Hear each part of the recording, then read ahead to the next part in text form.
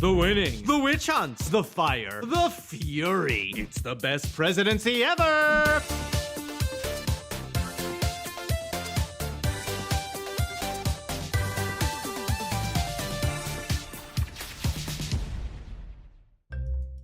Yesterday, as you know, an American airstrike killed an Iranian general called Qasem Soleimani. But it's no exaggeration to say that by the next time this show airs, we could be engaged in a conflict, a real conflict, with Iran. It is dangerous to give stupid people little bits of information. So clearly somebody, when they killed Soleimani and then Iran was threatening back, somebody said to Trump, well, they had 52 hostages, and he ran with it. President Trump didn't say he'd go after a cultural side. Read what he said. We have targeted 52 Iranian sites representing the 52 American hostages. In an attempt to keep those 52 sites safe, Iran immediately had a Confederate statue placed at each one. When I first found out about the coronavirus, I stood still. I didn't know how to react.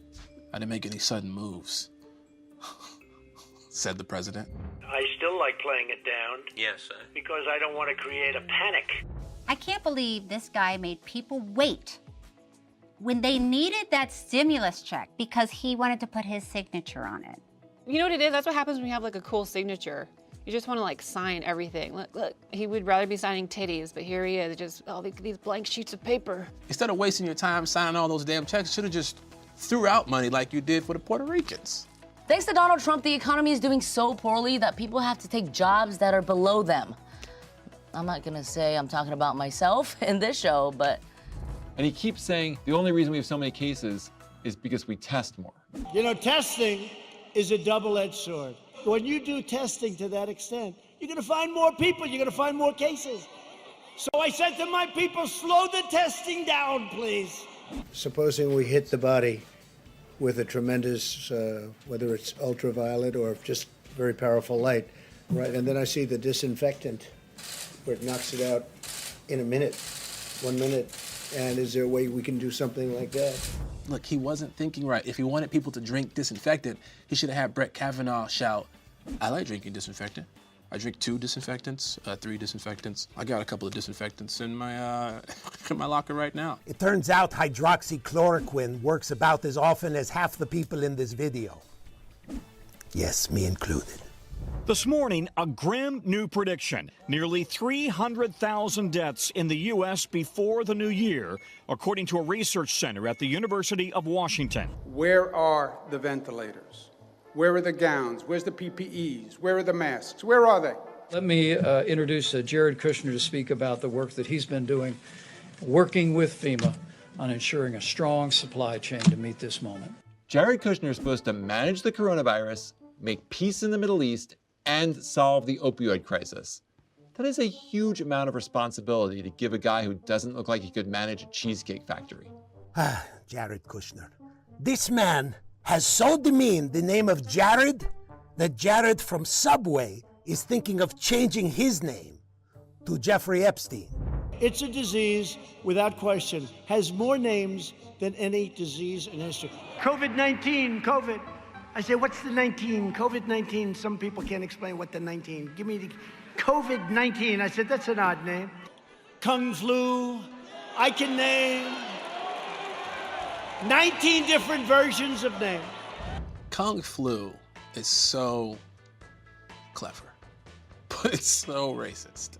Kung flu, the China virus, the man's just not creative, okay? What about yeast infection? President Trump says he's not going to wear a mask since he's tested negative for coronavirus and assumes he isn't spreading the disease. I think wearing a face mask as I greet presidents, prime ministers, dictators, kings, queens, I don't see it for myself. Honestly, I completely understand. You may not know this about dictators, but when it comes to fashion, they're vicious queens.